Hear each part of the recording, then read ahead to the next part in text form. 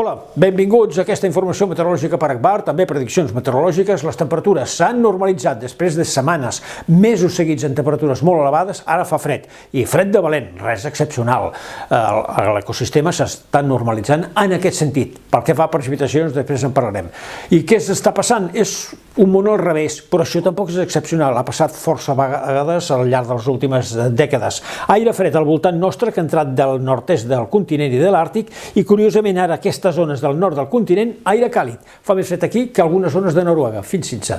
Però bé, anem a veure què és el que ha passat les últimes hores, els últims dies, i és que s'ha format una petita pertorbació al Mediterrani que va provocar algunes nevades a cotes molt baixes fa uns dies, però res, 1 centímetre o 2 centímetres, res que porti humitat, aigua, als aqüífers, als embassaments. I això sí, s'està preparant als camps ja la sembra, una sembra dominada per la pols, per la terra absolutament seca. Falta aigua, ha de ploure, però ja ho podem demanar, que la natura és la qui mana. Ara en parlarem de les prediccions. Anem a veure també la resposta a una pregunta que ens fan sovint.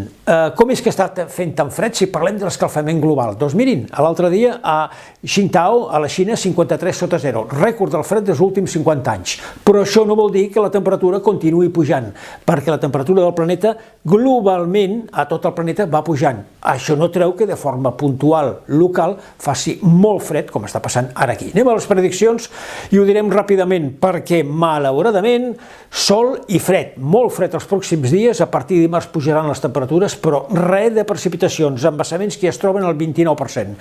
Anem a veure què és el que passarà més endavant. Continuarem amb l'anticicló massa a prop, bloquejant qualsevol possibilitat de borrasques. No hi ha precipitacions, veurem al final del període, temperatures que s'aniran recuperant. Més informació d'aquí uns dies.